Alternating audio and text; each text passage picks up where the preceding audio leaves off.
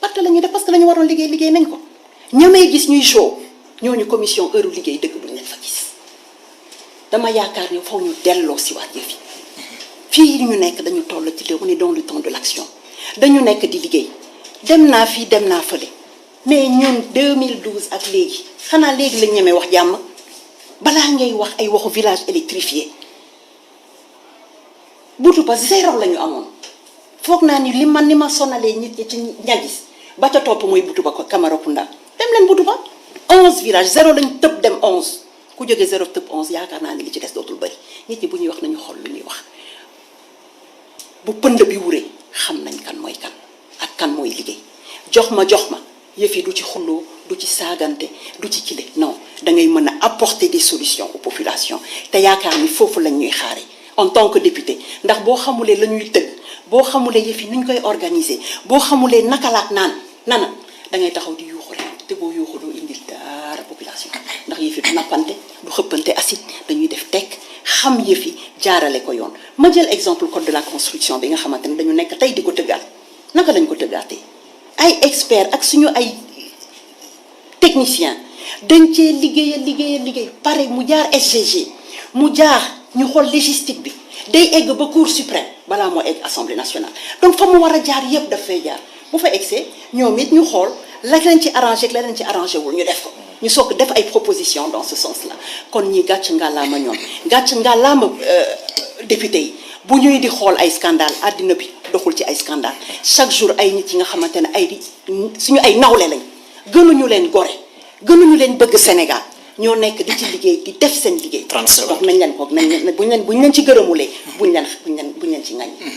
Merci beaucoup Madame Victorine Ndeye même question bi la ñuy posé Guy Marius Sagna bilan législature sortante mais attention Guy Marius Sagna parce que en 2017 il faut que ñu fàttali ko auditeurs yow yaa nekkoon le directeur de campagne du candidat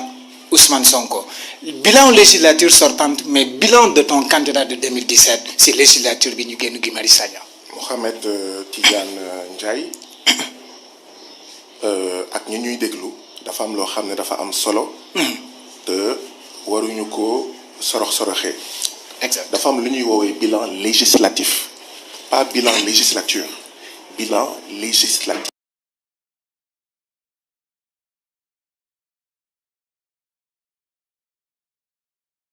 les lois carrément. maanaam assemblée nationale bii di génn. amul ay sa candidat la xawma déedéet. c'est ça bu ñuy def bilan législatif pas bilan législature pour man amul solo naan député APR député xawma Ousmane Sonko et cetera xam nga lan moo am solo. benn ñaata loi la ñu voté ak yan loi la ak naka la wàññiwee coono askan wi c'est-à-dire que tey jii nii soxna Victorine Ankadish Ndeye question bi ngeen ko laaj te moom moo ci gën a mun tontu moo ci waroon gën a mun tontu. dafa waroon wax ne diggante 2017 ba tey nangamu loi la ñu voté. absolument nii la wàññee coono askan wi. de commission d'enquête nangamu convention internationale la ñu voté. nii la wàññee coono askan wi. nangamu rapport d'évaluation est-ce que xam ngeen ne depuis 2016 assemblée nationale ginnaaw référendum bi ci cëram bokk na ci d'accord évaluer les politiques publiques. absolument mu jébbal ay rapport d'évaluation est-ce que xam ngeen ne depuis 2016 assemblée nationale zéro évaluation zéro rapport d'évaluation de politique publique zéro 2016 ba tey donc bu mu jaaxal kenn hôpitalu Ziguinchor d'accord muy polarisé mais plus de 350 000 habitants alors que norme OMS nee nañ un hôpital c'est pour 150 000 habitants maanaam hôpitalu Ziguinchor bu nekkoon bateau suux na yàgg na dafa surchargé bu mu jaaxal kenn ndax ñàkkum évaluation des politiques publiques yooyu fii ci Ziguinchor ñu am un infirmier pour 4500 presque habitants alors que norme OMS c'est un infirmier pour 3000 habitants lii mooy dëgg et donc bilan législatif bi ñoom defuñu ko c'est-à-dire que assemblée nationale sortante bi notamment président bi notamment ñi nga xam ne ñooy majorité bi ñoom ñoo waroon def bilan bi mais mënuñu ko def xam nga lu tax xoolaat leen archives yi dugg leen moteur de recherche bu leen neex ngeen tapé sukkaru koor ay xëccoo sukkaru koor lañ fa doon nekkee ay séddoo fonds politique de 500 millions par an est-ce que xam ngeen ne assemblée nationale président assemblée nationale dafa amoon 500 millions de fonds politiques par an yoo xam ne kenn du ko contrôler 500 millions yooyu ci la ñu waroon tabaxee ci la ñu waroon jottali ndox citoyens yi nekk Sénégal rawatina Ziguinchor parce que est-ce que xam ngeen ne y a 52% de Ziguinchorois qui n'ont pas accès à l'eau potable est-ce que xam ngeen ne y a 51% de pauvres à Ziguinchor foofu la ñu waroon jëlee poto ak fil yuy yóbbu courant ci village bu Boutoupa Camaracounda bi nga xam ne amul benn village bu am courant donc loolu mooy bilan wu assemblée nationale bi ak ba làkk doom dóor doom pression moo tax ñuy jébbal seeni ñoñ bu ñu leen jàppee yoon d'ailleurs ki ñu jàppoon pour trafic de faux billets mais fan la mujj liberté provisoire ba tey ba suba ba kañ lii mooy réalité bi et donc ñun dañoo jàpp ne majorité bi faut pas que ñu joxaat leen ko ndaxte ñoom ñoo doon wax député Macky Sall lañu vidéo yaa ngi fi gis ngeen ñu naan ku ñu fal ci liste Benno Bokk Yaakaar député ngay doon pour défendre 3e mandat bi nga xam ne c'est illégal et illégitime bu président Macky Sall dañoo soxla assemblée nationale boo xam ne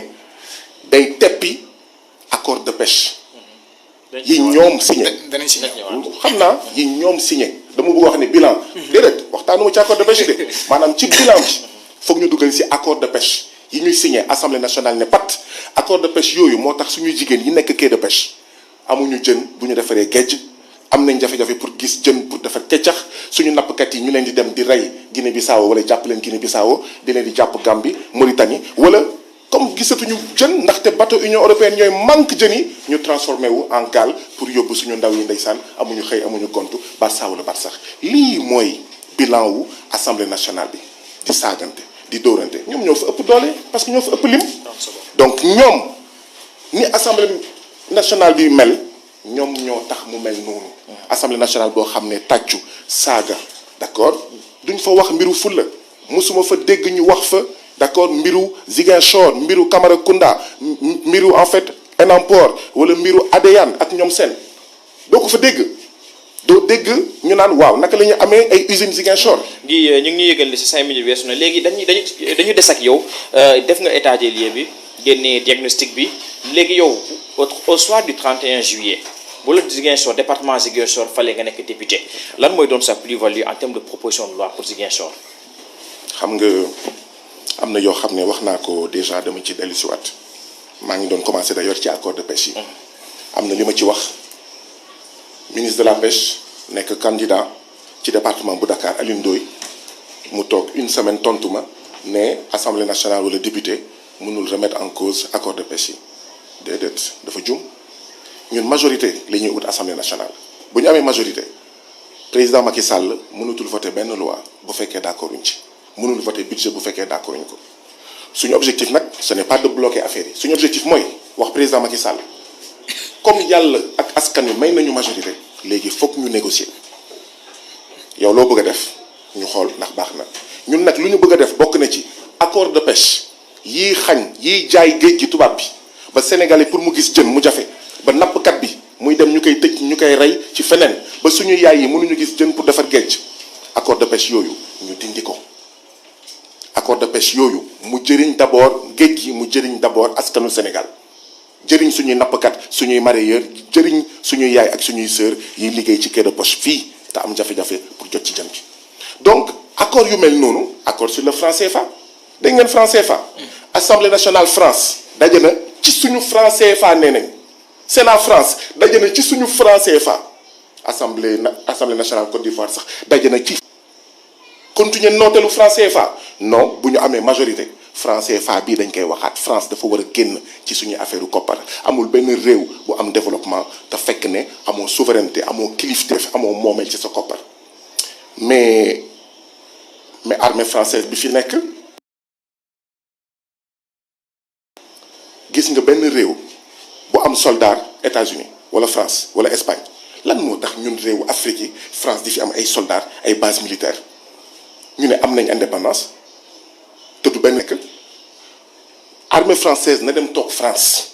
soxlawuñu armée française ndaxte dafay wëyal nooteel dafa bokk ci lii wëyal nooteel donc ay xeetu accord yu mel noonu foog ñu jëlee ko fa beneen bi mooy bu ñu amee majorité en principe dañoo war a négocier ak président Macky Sall ne ko cohabitation foog ñu am foog dans les 6 mois yi topp 31 juillet ñu xool dund bi nu mu chéré ñu wàññi ko dans les 6 mois yi topp élection yi ñu xool luwaas bi ñu xool lan lañ ciy def dëggantaan njaay dans les 6 mois yu topp élection yi ñu ne président Macky Sall foog ñu def un audit foncier national fu nekk jafe-jafe suuf sàcc nañu suufu béykat suufu sàmmkat moom mooy la plage bi nga xam ne Sénégalais yëpp ko moom donc yooyu yëpp dañ koy xoolaat la taille du gouvernement dañ koy xoolaat ay 8 milliards minimum de fonds politiques jox ko président Macky Sall mu ciy def lu ko neex waa APR bu ñu ko seet see palais mu ne 25 millions passe 50 millions passe ñun ñëpp gis nañ ko mais waaye itam ay ñu mel ni Farba Ngom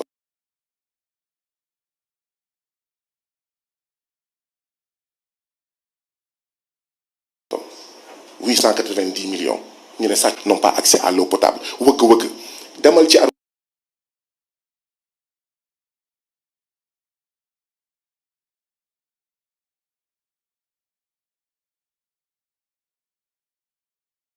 boo xam ne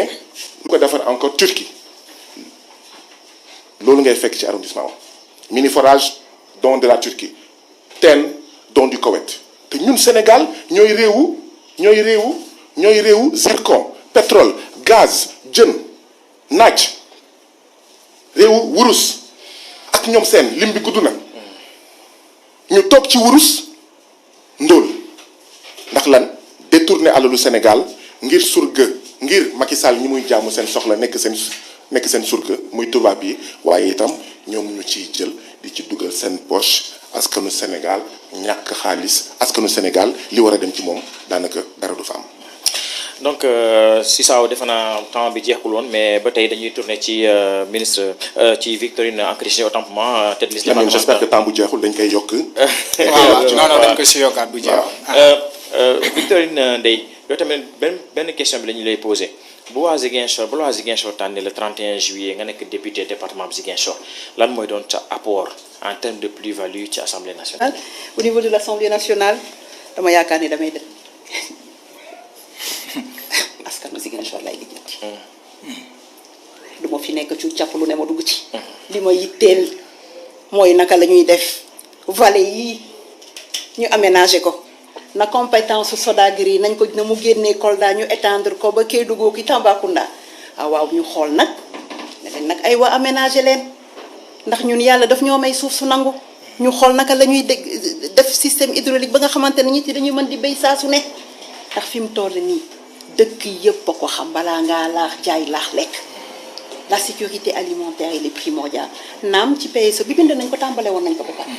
loolu mooy sama taxawaay en tant que député. sama beneen taxawaay en tant que député c'est pas étonnant ñu ne mësuñu dégg Ziguinchor ñu wax waxu Ziguinchor waaye ñan ñoo fa newoon man de mës naa dégg ñu wax waxu Ziguinchor commission technique ba may dem wax naa ko fi député Ziguinchor ya ma fa fekk ñu am jom lañ la leen tax a jóg la leen population bi fal ne leen demal taxaw nañ ko léegi nag ça dépend ci fooy taxawee ak looy déggee ak foo koy déggee du bës liggéey ñaq loolu la nit ñi xam ñu ne ban taxawaay beneen taxawaay bi ñu war a am mooy wax ministre de l'éducation nationale damay jox exemple wala ministre de la santé ñu ne leen ñun zone yi ñu nekk dafa bari ay villages déplacés sax yooyu mooy tax ngay gis souvent ay dons coopération nangam sangam coopération la li ndax dañuy ñëw appuyer fu am population déplacée fu village yëpp daw pendant 40 ans nga dellu si fekk fa ay la nature a repris ses droits ñooñu population yi il faut que ñu accompagner ñu keroog bu jàggul on était à Mbissine ñu gis boo gisee di nga yàkkamti waaye il faut savoir raison garder nit da ngay jël temps di xool di saytu di xam fu jëm pas di gis ne teel di yuux on hurle pas avec les loups donc pour dire on a des populations déplacées mooy expliquer aussi le gap qu'il y a eu le gap qu'on a boo xoolee en termes de taux d'électrification en termes de taux d'accès à l'eau mais rappelez nous l'accès universel à l'eau et à l'électricité gouvernement bi Macky Sall ñun gouvernement bi ñu ngi ciy liggéey pour atteindre cet accès-là en 2024 am na zone yi nga xamante ne déjà avancé nañ ci bu baax. bon boo jëlee cumulé la yëpp le taux peut être pas très important relativement faible ñenn ña di ci yuuxu waaye ña ca yuuxu dama yaakaar ni dañoo xamul ndax wax naa ko fi léegi Boutoupa Camaracounda bi amoon 0 village électrifié tey 11 yi nga xamante ne tàmbali nañ techniciens yi man maa leen héberger donc xam naa li may wax maa leen ci man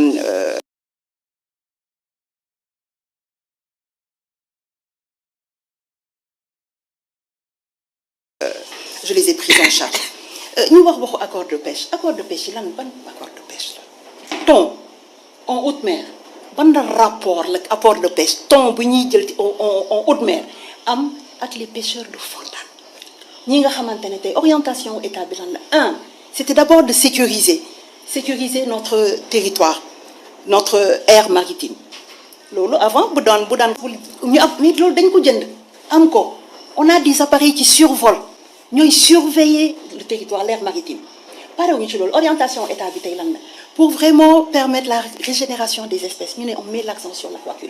aquaculture bi dañ ciy positionné wu parce que ñun fii yëpp fleuve la ñu ciy positionné à partir de l'aquaculture ñu koy waxee léegi toolu jën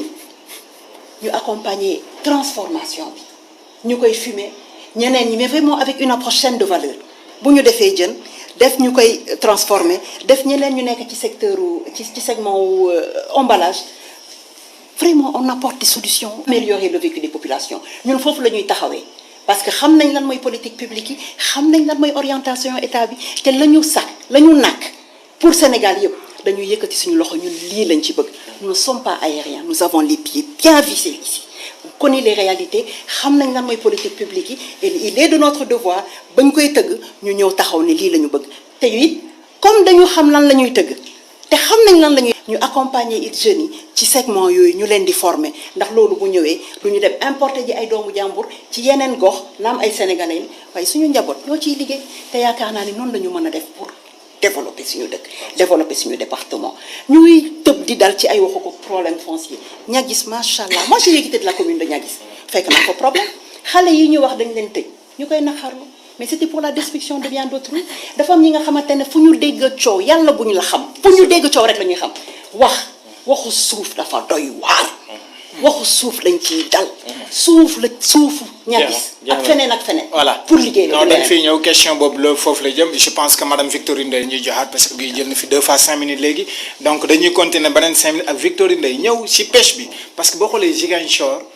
dafa am potentiel ci côté pêche bi Kafountine tey ji boo demoon Cameroun ay Yaoundé ay Douala fu nekk dañ fa am port est-ce que yu mel noonu yéen a ngi koy xalaat ay doléances yu mel noonu potentiel bu nekk ci wàllu pêche fii ñu jéem koo jëmmal ci assemblée nga am ci taxawaay wala benn genre loi boo xam ne comme ni ko Guy waxee léegi ci accords yeeg yooyu ba Ziguinchor mën ci gis boppam au-delà de Ziguinchor Sénégal en même temps aussi ci foncier bi gestion foncière bi tamit ça fait légion au Sénégal ñaa gis yaa ngi xaw a wax tuuti mais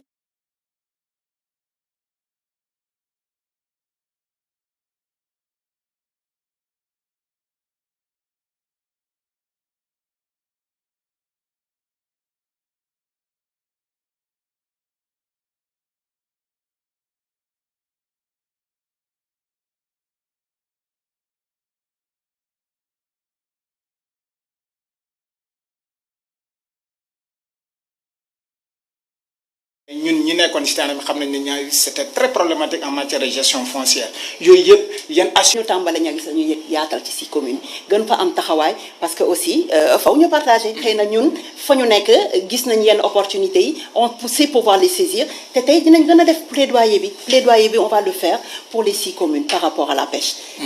accord de pêche yi wax naa ci sànq ça franchement je pense c'est plus pour s'agiter qu'autre chose bu ñuy wax waxu thon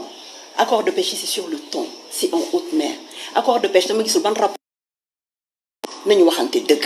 nañu bàyyi di jëm di xool fu mu gën a safee nga ne xaaral ma bës fi sama bouton pour ñu tëb dañoo sonn ci xeex dañoo sonn ci fitna lu ñu soxla mooy ku ñuy apporter solution fekk xale yi ne leen kaay leen dem leen fii pêche bi ANA mu ngi fi agence nationale de l'aquaculture danañ leen encadrer on vous met en rapport dem leen fëgg bunt bi def leen seen projet dem leen formation bi ñu xool naka la ñu indilee ay opportunités jeunes foog naa ni loolu mooy suñu plaidoyer loolu la ñu war a gën a xeex taxawal askan bi xeexal askan wi du yuuxu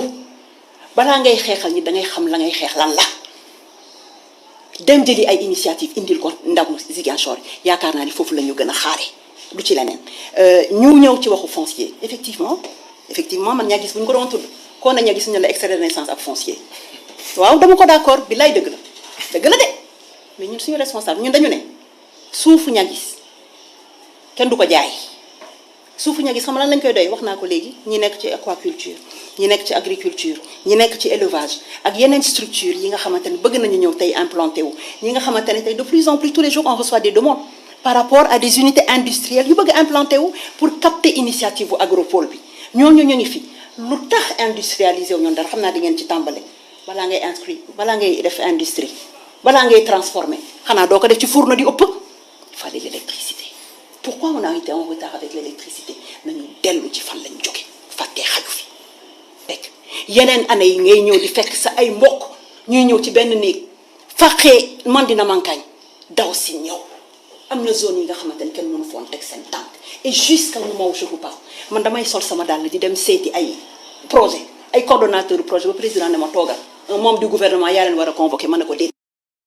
j'y vais avec la néew ma ko déet dama plaider j'y vais avec la casquette de maire mu ne ma toogal boo lañ soxlaa yaa leen di woo mais damay dem yóbbu ay carte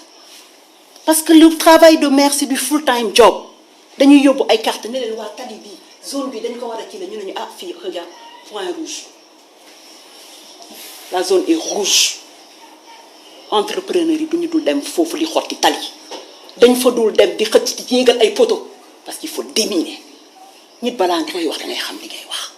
yéene bi nag ñëpp am yéene ñëpp waaye nañu xam fi ñu jëm bu ñu jaxase xelu xale yi ñu ngi ciy liggéey rattrapage bi ñu ngi koy def aujourd'hui avec l'OMVG tey ligne haute tension yëppay dugg haute tension dugg ñu wàccee moyenne tension ba egg rôle maire ñun suñu budget dañ ciy jël en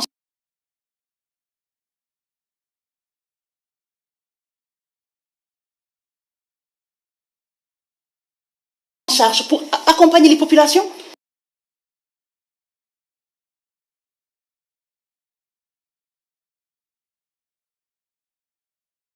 ci ndox ci électricité parce que état la mairie aussi c'est un prolongement de l'état état bu defee xëcc yu muy xëcc ñun mairie dañ ci am suñu wàll parce que lii ñëpp a ciy lëkkaloo moo tax yenn partenaires yi tamit ñëw même par rapport au village des demandé cette guerre là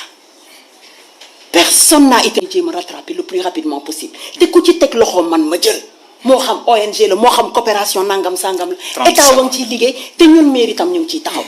yaakaar naa ni foofu la ñuy xaare di jéem a xool naka la ñuy gën a def plaidoyer pour taxawal Ziguinchor pas duut baaraam ci ay problème mais di uti ay solution nous sommes orientés solution te ñu ngi ciy liggéey ku doxantu ñaar gis-gis ko monsieur Guy Marius Sagna gis nañ sa discours tout le temps accord de pêche da ci ñëw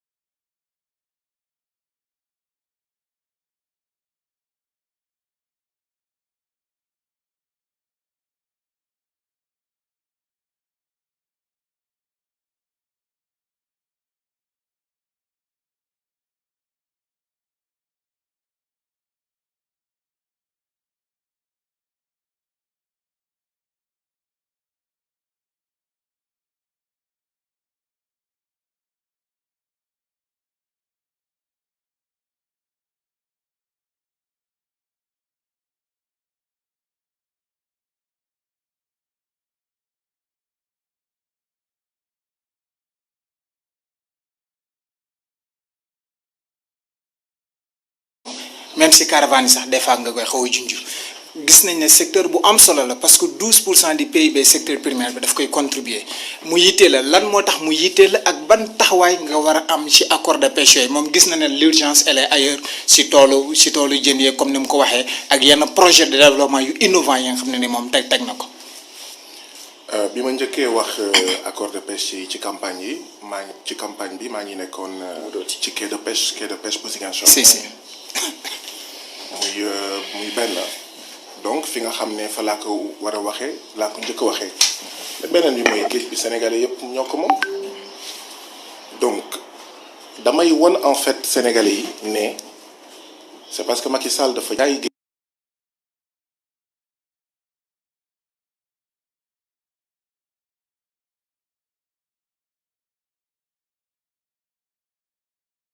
hôpital bi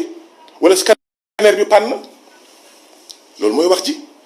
donc accord de pêche yi baaxul bateau Union européenne ak Chine ak Russie façon yu mel noonu moom la bénéficier beneen bi mooy ñaari tontu yi mu mujjee joxe benn bi dafa ne bi mu nekkee maire Niaguis fekku fa jafe-jafe suuf il a fallu que Mohamed Tidiane Ndiaye wax ne ko mais attends ñun ñu ngi foon dégg nañ mu ne fàttaliku leen bu baax a baax mais coowal suuf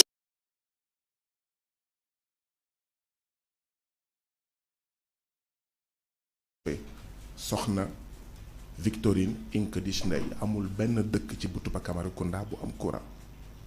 sànq bi ngay wax ne nga am na 11 de l'Assemblée nationale audit foncier national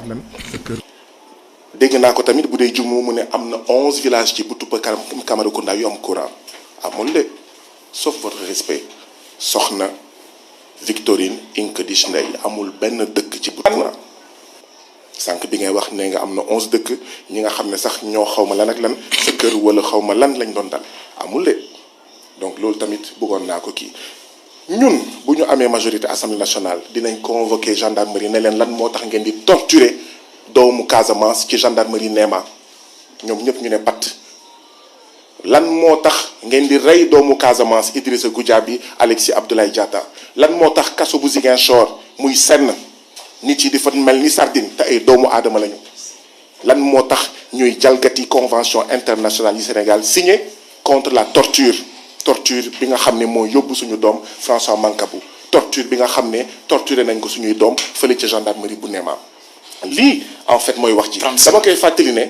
le Sénégal fait partie des 21 pays les plus pauvres du monde loolu mooy dernier rapport PNUD amuñu xaalis li muy wax ni yëpp tant que changé wuñu système bi duñu am xaalis. dañuy des ak yow ci benn ponk la ñuy ñëwaat mu jëm ci wàllu justice bi bëgg naa ñu waxtaan si dégg nañ lu bëri ci sa campagne bi nga koy ngaañ à la lumière de l'affaire François Mancabou su fekkee ne waa Ziguinchor tànn nañ la def le député le 31 juillet est-ce que xalaat nga ci ay propositions yi nga xam ne fas na ko yóbbu assemblée nationale ngir lu jëm ci wàllu réforme judiciaire bi bu dee sañ yoon may na la ko. naa ci tontu dafa mel ni tomb boo xam ne maa ngi koy fàtte depuis 5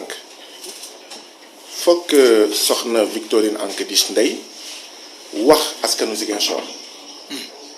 moom bu yàlla defoon ak askan bi benn bokk yaakaar ci Ziguinchor gagné moom day continuer nekk ci gouvernement bi wala day nekk député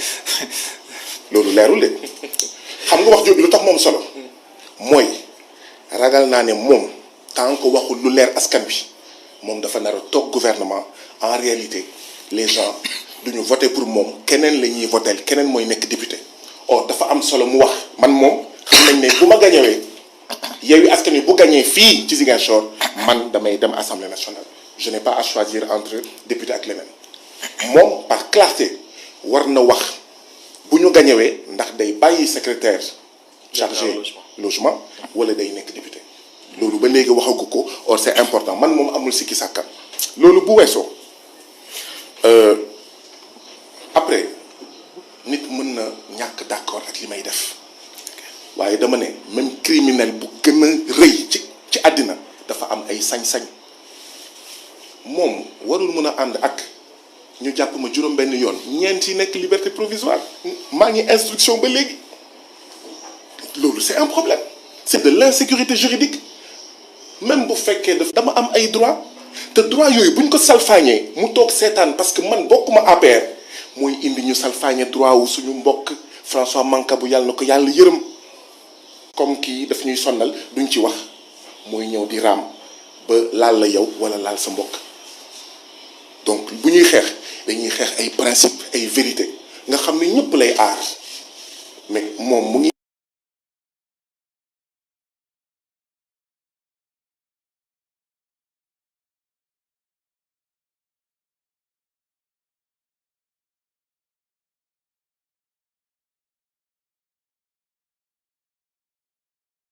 ni ndax dem na seeti ñi wax ne dañ leen torturer gendarmerie Néma or dañ leen torturer ndax dem na seeti la famille de Idrissa Goudiaby bi ñu rey fii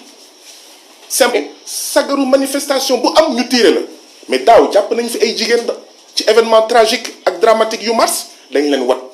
ndax man musuma dégg feneen ci Sénégal ñu jàpp ay jigéen quelles que soient les raisons ñu dagg seen karaw moom en tant que femme waru ko nangu même bu fekkee non ça ne se fait pas man tëj nañ ma ay yoon ak yoon commissariat central ñuy jàpp guddi ay caga di leen dugal ci biir ñu baal ma ci wax ci c'est pas de la stigmatisation mais kenn musul dagg seen karaw pourquoi est-ce que parce que ñii dañoo faral Ousmane Sonko wala d'accord ñu ak politique président Macky Sall ñu jàpp leen fii ci Ziguinchor dagg seen karaw waa APR ñëpp toog noppi ñun dinañ convoquer ministre de la justice dinañ convoquer directeur de la police ministre de l'intérieur ne leen bëggatuñu fépp ci Sénégal fenn ci Sénégal ngeen di considérer les Sénégalais comme des pigeons comme des lapins déedéet manifestation warul tax tir à balles réelles déedéet du yoon beneen bi mooy torture da ngeen signé ay convention internationale état du Sénégal contre la torture les traitements inhumains et dégradants est-ce que xam na ne ñun bi ñuy dugg ci kaso bu Ziguinchor nit yi dañ leen def taatu neen loolu mooy traitement inhumain et dégradant ñoom duñ ci wax ñu ma xamul lu tax parce que dañuy naan non c'est bien fait mais nguuru yàlla rek moo dul jeex te ëllëg ñaanuma yàlla moom wala Macky Sall wala Aliou Sall ñu def leen ni ñuy def bi ñuy dugg kaso di ñu def taatu nen di ñu pompeloo ak suñu taatu nen loolu am na ci Sénégal c'est pas normal waa Boffa Bayotte ñu jàpp leen 4 ans après ñu àtte leen la majorité ñu ne mais non les longues détentions préventives daf fiy jeex waaye bu ma waxee loolu en même temps damay défendre les hommes de tenue auxiliaires de police yi ñuy fay 90 000 francs par mois du dëgg du yoon jamono ji nga xam ne nee nañ 890 millions sàcc nañ ko ci néegu d'accord Farba Ngom 890 millions c'est le salaire de 1000 policiers waaw damay défendre itam les agents pénitentiaires ñu am statut spécial ba pare agent pénitentiaire ni ñoom jiite leen et non un gendarme donc justice bi foog ñu dagg le lien ombilical entre l'exécutif qui fait de la justice son croupion son machin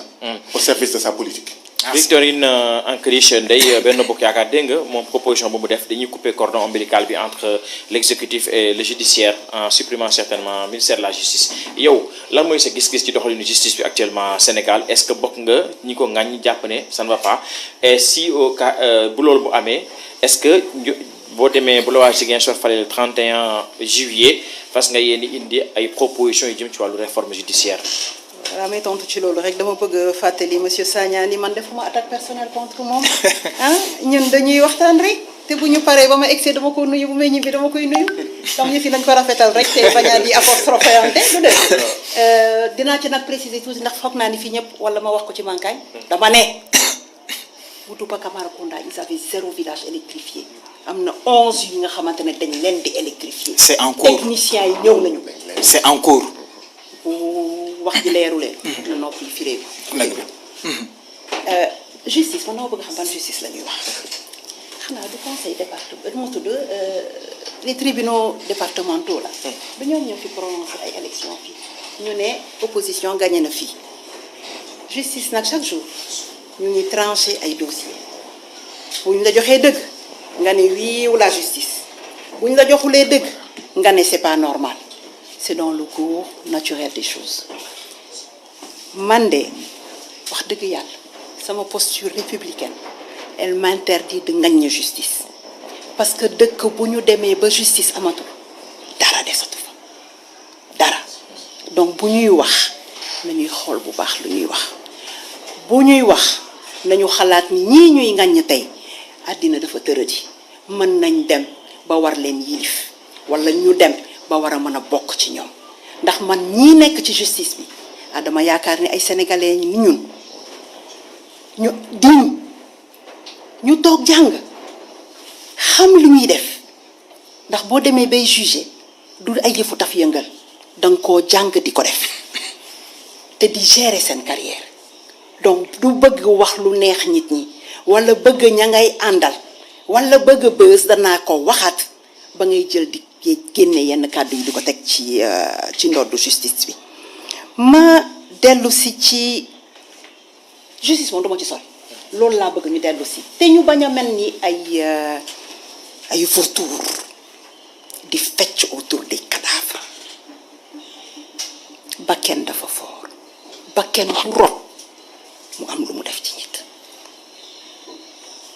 waaye le temps de la justice peut ne pas être le temps de nous autres te man dama jàpp ni ci assurance ya ma ci am ni dossiers yi ñu ibbi dinañ ko suivre jusqu'au bout et les conclusions et les enquêtes vont révéler les conclusions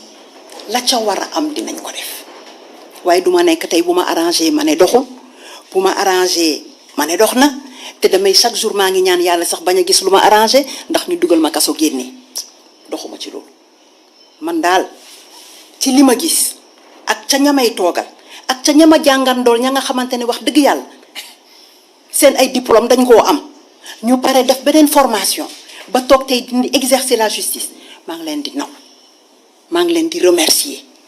ndax bu ñu taxawee bu dëkk bi taxawee rek dafa fekk ne justice sa dox. léegi dañuy jëm ba léegi si li nga xamante ni lu am solo la muy courant bi ak ndox mi dégg nañ Guy joxe ne léegi ay chiffres parce que loolu lu am solo la je pense que ci Guy Marius Sagna lañ jëm wala si non dañuy ñëw si Victorine parce que dese na beneen 5 minutes yaa ngi yem si li nga xam ne mooy électricité mais si Niaguis nous parlons à l'échelle départementale gis nañ Enampor a ngi fi Boutiba Camaracounda mu ngi fi effectivement Niaguis a ngi fi Adéane a ngi fi Ziguinchor a ngi fi si côté énergie ak nan lañ gën a mën a jàppale dëkk yooyu ngir li courant bi mu mat sëkk waaye beneen mbir muy wàllu ndox mi Casamance am na yoo xam ne ay île lañ ay parce que lu du nga nekk député Ziguinchor rek ainsi de suite di Ziguinchor à l'échelle départementale si wàllu ndox yan chiffre ngeen am ak ban plaidoyer yan doléance nan ngeen ko fas yéene porter une fois élu à l'Assemblée nationale au soir du 31 juillet madame Victorine Ndeye. xanaa boo tuddee idi da nga xam effort yi état bi gouvernement bi actuellement def par rapport à récemment merci maa bëgg kuy seede dëgg dama ci kontaan donc pour dire ay jéego yu bëri ñu ngi koy def ndax dama ko waxee dañu am objectif quand même yu ñu war a atteindre en 2024 jéego yañ cay def par rapport à ndox mais ñun on va même au-delà au niveau du département bu ñuy wax ndox c'est vrai am na ndox bu ñu war a consommer mooy ndox pour les besoins domestiques mais ñun ñu ngi wax ay waxu agriculture mënoo def agriculture te amoo ndox donc défi yi tey foofu la ñuy gën a taxawee parce que ay waxu accès universel à l'eau loolu moom dañ ko tëral ñu ngi ciy liggéey di ci def ay jéego te ñu ngi rattraper très rapidement wax nga ili amoon na jamono yi nga xamante ni kenn xalaatu loolu ñu am eau potable donc loolu ñu ngi ciy taxaw man nag yàlla daf ma wërsëgal chaque mercredi maa ngi toog di xam yëf yi fa mu toll ak fa muy jëm moo tax yenn su ma ko déggee léeg-léeg maa ngi jéggalu ci auditeurs yi léeg-léeg ma xaw a tàng tuuti parce que c'est tellement énorme mais ku jekkul lu ñu koy waxee ku xam ak ku xamul bokkul donc ndox bi man je disais ñun on va au-delà même de l'accès à l'eau potable tey aujourd'hui le défi que nous avons par rapport ak ñun zone bi ñu nekk c'est cette maîtrise de l'eau pour permettre vraiment à pouvoir exploiter notre potentiel au niveau de l'agriculture bu ñuy wax waxu agriculture bien entendu au sens large parce que élevage tey orientation état bi dafa nekk ci élevage intensif boo bëggee def élevage intensif bëgg éviter divagation bétail bi faw bétail bi nga def ko fenn fi nga xamante ne foog ñu am ndox donc ça va beaucoup plus au-delà de cela te suñu taxawaay tamit dina ci nekk gën ci insister waaye orientation état bi ci boppam actuellement ci loolu la nekk électricité on en a parlé jéego yi ñu ciy def ay bon lay doon te loolu yaakaar naa ne ñëpp dinañ ko gis ñu ngi ciy liggéey wax naa sànq waxu OMVG bi nga xamante ne tey ligne haute tension bi ça va desservir tout le Sénégal moom moo desoon parce que avant c'était l'OMVS ci kaw donc aujourd'hui OMVG maîtrisé nañ ko ligne haute tension yëpp dina dem Kolda ça passe partout et après il s'agira juste de descendre te looloo ci gën a yomb parce que le plus difficile c'était d'avoir la ligne haute tension haute tension xaar bi yàggoon na waaye wax dëgg yàlla président de la République yàlla may nañu kenn ki nga xamante ne il est très structuré il a un PSE très cohérent lam ci nam ma def yëpp mu ngi koy def et un autre défi aujourd'hui bu ñuy wax waxu agropole tey looloo ñu dese ndax bu ñu sécuriser indi jàmm bi régler problème mu mobilité bi ñu ngi wax waxu jéego yi ñu fi def yëpp pour booster la production boo sécuriser yaa ngi permettre nit ñi ñu dem ci zone yi am mango ci zone yi am anacarde en plus avec le programme pour régénérer vraiment avec des arbres yi nga xamante ne production bi dafay gën a yokk donc tu boostes la production et là tu vas vers l'industrialisation mais balaa ngay transformer da ngay am courant donc bu ñu waxee waxu démarrage agropole donc da ngeen di comprendre dafa am ay préalable yi nga xamante ne dañ ko waroon teg loolu dama koy waxee yëkkati kaas teg kaas gaaw na waaye yëkkati kaas teg étage foo nga def fondation donc fondation yi def nañ ko aujourd'hui on va vers l'industrialisation man fi mu toll nii su ma commencé ko wàññi defe naa léegi mu ëpp 10 de ay unités yi nga xamante ne industrielles pour la transformation de l'acajou au niveau de Niaguis waxuma entreprise bi nga xamante ne mu ngi fa ni implanté wu pour par rapport aux aliments de bétail waxuma ñi nga xamante ne les jeunes qu'on a accompagnés qui vont aujourd'hui sur 10 hectares par rapport à l'agriculture par rapport à la riziculture waxuma le leader suñu success story bi nga xamante ne aujourd'hui partenaires yi ñoo ko accompagné ça a commencé avec la DER et ça lui a emmené d'autres partenaires ba nga xamante ne tey il a une ferme intégrée ñooñu la ñuy wone en exemple aux jeunes ñooñu ne leen c'est possible et nous allons vous accompagner pour le faire parce que les instruments sont là man nekkuma ñi di xëy chaque jour à pointer du doigt si lan moo baaxul man damay xool lan moo baax te di leen di ne xool leen fii te pour egg si ñii parce que boobu gën a yomb nu ñu koy waxee entendre 1000 fois voir une fois xale yi bu ñu ñëwee ba gis ni seen moroomu ndaw moo ko def ñan ñoo leen accompagner ñu mën a dem foofu ñu gis ni expérience bi ñii ñoo ko tàmbalee li may wax ci les jeunes de Gouraf fii ba ñuy tàmbalee yàggul on a été voir des jeunes mu nekk waa Gouraf mu nekk waa Mandina des jeunes à qui on a parlé ne leen on veut booster la riziculture d'autres n'ont pas répondu ña répondre ils ont capté leur chance ñu ngi ak ñoom ba ñu tàmbalee ba taw yi commencé xam nga mënatoo fa def dara ñoom ñooy ñëw chaque jour di ñu ne mais madame fan lañ ci toll ma leen xanaa ñu xaar ba sa topp mais au moins ils ont vu une fois donc foog naa ni problème boobu duñu ko waxati ñu ngi def la même chose au niveau de la pisciculture ñu ngi accompagner aussi par rapport à l'élevage donc loolu noonu ñuy def génnul sama poche ay politique publique la te dañ koy tasaare ndax commencé nañ ko ñun ba ñu tàmbalee ñu am ñu teg loxo ñu jàppale ca la ñu woo Butuba ca la ñu woo Niassia ne leen yónnee leen ñu ay GIE ñi nga xamante ne dañ ciy liggéey loolu mooy suñu taxawaay nañu xool nu ñuy gungee jeunes yi ñu bàyyi di leen tiital fii nit ñi tiit nañ 40 ans de tiit waaw léegi nag na nekk suñu ginnaaw ñu xool fay positif ñu leen di pousse ñuy dem loolu lañu soxla tey pas luy yóbbu yee fitna dara jaru ko fi di jaxase ay nit man mii ndey ku ma jéema ut ci tëju François Mancabou Madame Victorine Ndeye merci beaucoup dañuy ñëw la même question avec monsieur Guy Marius Sagna ci wàllu courant bi rawatina ci wàllu ndox mi yaa ngi fi joxe ay chiffres yaa ngi dénoncé wëgg bi métti bi nga xam ne am na ci biir dëkk bi Guy Marius Sagna yi doléance yooyu nga xam ne ndox lu vital la courant lu am solo la ngir gën a baral jéego yi jëm ci suqaliku doléance nan nga ko bëgg a porter à l'Assemblée nationale au bénéfice des Ziguinchoroises et des Ziguinchorois. dañoo soxla ay député yoo xam ne duñu woowee seen bopp député Macky Sall ci Macky Sall la ñu dégg ay député ne ñun ay Baye Fallu Macky Sall lañu donc mënuñu am yaakaar ci waa APR ak Benno Bokk Yaakaar ñu nekk ay député indépendant di wax te yàlla ak askan wi tax ndaxte ñu ngi nii bu leen président Macky Sall waxee bugguma dégg kenn wax ci 3e mandat ñëpp ne noppi ku wax ne amul sañ-sañ def 3e mandat ñu dàq la donc ñun dañuy nekk ay députés yu autonomes indépendants nous ne serons pas des députés de Ousmane Sonko nous ne serons pas des députés de Doudou ou de Fatou ay députés askanu Sénégal yépp rawatina département Ziguinchor bi nga xam ne moom la ñu nekk ba nga xam ne waaw nee naa la dañuy contrôler action gouvernementale nee naa la tamit dañuy voter budget nee naa la itam ñun majorité li ñuy ut pour que gouvernement bi mun ñun te amuñu ci pexe bu ñu leen ëppalee député président Macky Sall bu bëggee lu mu indi assemblée nationale mu jàll dañ koy naan président xam nga lan la il y a 12 000 villages au Sénégal dëkk yu bëri amuñu courant dont Boutoupa Camaracounda dont Enampor dont Niassia dont ñeneen ak ñeneen léegi ban plan en 1 an en 2 ans d'accord la ñuy fexe ba résorber loolu et pas ngeen di jël di dugal seen poche pas ngeen di bàyyi tubaab bi di jël di randal réewam fii mu mel ni sénégalais jël leen seen ñamu bët sénégalais mos leen mos boobu la ñu wax ne dafa war a jeex am sa ñamu bët yow askanu Sénégal moo war a jeex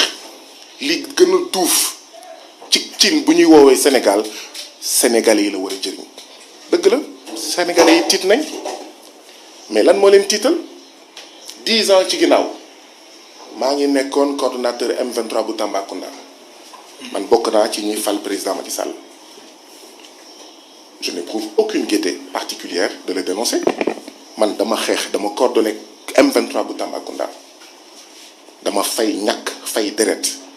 waa PDS di ma dàqe ak ay jaasi moom 2011 fan la nekkoon ci xeex boobu donc moom ëppale wu ma cër ci Macky Sall waxtaan wax dëgg ci la 2011 bi ñuy xeex fii 10 personnes dee fan la nekkoon mais xam lan moo tax may def allusion à loolu parce que 10 ans plus tard ñu ngi wax coowal 3e mandat un recul loolu mooy yee fitna loolu mooy nitu fitna loolu mooy président fitna loolu mooy parti fitna mu naan ni oui ni non et je profite de l'occasion pour wax ñi ñuy déglu bu ñu mayee majorité président Macky Sall ci résultat yii la bëgg a sukkandiku pour am fit ne oui dama bëgg a nekk candidat et bu ko waxee mu neex mu naqari lu mu ko jaral moom président Macky Sall pour sàcc un mandat illégitime et illégal ñi ànd ak moom te duñ ko wax dëgg bu boobaa maa ngi ñaan yàlla mu bokk ci ñi nga xam ne dinañ ko wax dëgg ne ko amoo droit am 3e mandat ñooñu nitu fitna lan moo tiital ndaw yi mooy chaque année il y a 300 000 nouveaux jeunes demandeurs d'emploi auxquels on ne propose que 20 000 emplois. danañ si ñëw. Je ne parle pas de l'emploi damay rebondir ci lu mu wax. loolu la ndaw yi di dund 30 000 emplois la ñuy jox plutôt pas 20 000 30 000 emplois la ñuy jox à 300 000 nouveaux jeunes demandeurs d'emploi qui arrivent chaque année sur le marché du travail donc 270 000 jeunes yoo xam ne dee ci géej gi désert du Sahara kaso banditisme ak yooyu c'est ça qui fait peur non lan mooy gën a rey Sénégal est-ce que ce sont les manifestations Guy Marius Sagna dafa mës a rey par contre politique u Macky Sall bokk na ci lii rey bés bu nekk 4 femmes qui meurent chaque jour d'une grossesse ou des suites d'une grossesse ndaxte amuñu sage-femme yu doy amuñu gynécologue yu doy amuñu matériel yu doy kon kan mooy rey Sénégal Guy Marius Sagna ah man kenn musul dégg na rey na mais les options du président Macky Sall 30 mu ngi secondes. rey c'est très rapide hein. c'est ça 54 petites et moyennes entreprises meurent avant 3 ans moo tax ñoom mënuñu régler la problématique du chômage industrie yi nga xam ne Guy merci beaucoup dañu des ak yow relancer la ci li nga xam ne yaa ngi ci des toute transition fait ci wàllu njàng bi parce que yaa ngi ko doon tudd ci la ñuy dugg xaw ma ndax xam nga ni Ziguinchor mu nekk la première région au CFE ñoo jël le premier au plan national mais li ñu seetlu mooy xëy na am na problème de suivi résultat yi ci BFM bi ak ci bac bi waaye loolu yëpp bu ñu ko boolee li ñu seetlu mooy Ziguinchor daanaka kenn déggatu ko ci concours général léegi concours général gisuñ ko ci alors que région la boo xam ne daf si façon loolu li nga xam ne moo di école d'excellence yu mag yi mooy école d'excellence bu mel ni bu Diourbel wala bu Mariamba ak Ziguinchor amatu fa ay pensionnaires mu ngi mel ni éducation bi dafa mel ni xaw a régresser dans la région si tu es élu député le 31 juillet la ban force de proposition kay def pour le secteur de l'éducation. ma naa ci tontu ma eggali heureusement que. voilà c'est ça. ma eggali di wax ne sànq mu ngi wax ay unités de transformation yoo xam ne effectivement mu ngi commencé juddu mais mënuñu sori xam lu tax mënuñu sori le président de tous les Sénégalais donc sama président di président moo signé les accords de partenariat économique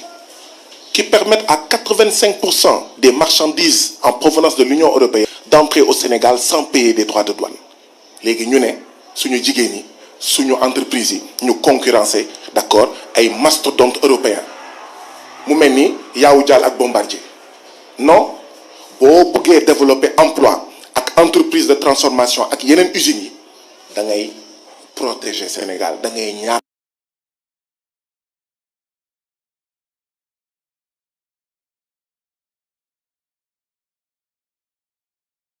Sénégal waaye doo ubbi Sénégal ba golo bu nekk bëy bu nekk mbaam bu nekk dugg suñu tool di fa lekk dara du fa meññ wala bu meññee du màgg wala bu màggee voilà du produire ay fruits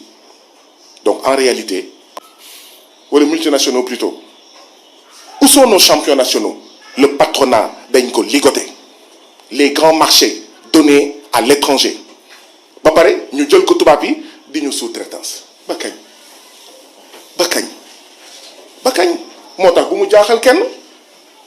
51% des importations ay produits alimentaires lañu parce qu'on a fait le choix de la préférence étrangère et non le choix de la préférence nationale waxuma moom de Macky Sall surga tubaab yi la Macky Sall jaamu tubaab yi la mu leen di dérouler le tapis rouge à travers ce qu'on appelle les politiques du FMI et de la Banque mondiale ñun lan lañ fi moom ndox bi France port bi moomuñu ko aéroport xaw ma Turquie la suñu xaalis France suñu lépp France suñu zircon xaw ma australien yi suñu lépp France ba école yu ñuy jàng sax français lañ fay làkk boobu ana sa si belle langue le mankañ ana nos si belle langue le wolof le tukulóor le séeréer le pulaar le basari le jaaxanke dafa jot ñu yeewi suñu réew ñu yeewi suñu continent ñu yeewi askan wi yeewi boppam et donc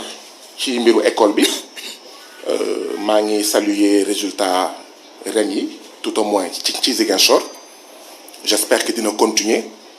pour ñu xam ne du tendance mais c'est une réalité parce que xam nga benn année ñaari année en matière économique d'accord mënul doy pour nga ne là nous avons des tendances lourdes parce que nag nañ ko wax te de 10 ans yi Macky Sall def am na ñeent ba juróom peut-être juróom benn at yoo xam ne mais résultat bac c'était 65% de taux d'échec ndaxte chaque année 2 mois de grève 3 mois de grève seen doom jàngeewuñu école publique seen doom jàngeewuñu université publique ils ont saboté l'école du peuple le niveau a régressé loolu ñun ñëpp ñu ngi koy gis suñu maam suñu baay ni ñu doon làkkee français même bu fekkee man je suis un militant des langues nationales 10 ans mënoo introduire les langues nationales mais suñu baay ak suñu maam ni ñu doon làkkee français mais dégg la jeune génération c'est une génération sacrifiée nga am bac ñu ne bachelier non orienté ci ñi ñuy contacter ñun am na ay collectif de bacheliers non orientés te bu ñu di dal de ñoom ñoo nekk ay 1000 ay 2000 ay 4000 am seen bac orienté wu leen la deuxième plus grande université de ce pays s'appelle Université virtuelle du Sénégal kenn ci ñoom sañu fa yóbbu doomam ndaxte xam nga étudiants yi fa nekk ni ñuy woowee Université virtuelle du Sénégal Université des vies sacrifiées UVS donc lii mooy éducation et donc ñun bu ñu nekkee Assemblée nationale ñun bu ñu imposer cohabitation dinañ xool naka lañ koy changer xaalis bi nañ ko dugal ci yitte askan wi notamment dans l'éducation nañ ko dugal ci enseignants yi les grèves cycliques ndaxte ñoom seen doom ñu ngi jàngee école franco-sénégalaise boo xam ne amul benn grève président Macky Sall ay doomam foofu la ñu jàngee woon les hauts gradés de l'armée les membres du bureau de l'Assemblée nationale ñun suñu doom di jàngee école publique moo tax. grave chaque année on dit sauver l'année scolaire. sauver l'année scolaire ce temps bi jeex na dañuy dem tamit ci sur la même question à Victorine Ankdiche Ndeye bu coalition Benno Bokk Yaakaar li ñu la bëgg a laaj mooy damay ñëwaat si li ma rappelé gii mooy que ni Sénégal Ziguinchor mooy première au CFE résultat yi bac tamit xawoon na tane ak BFM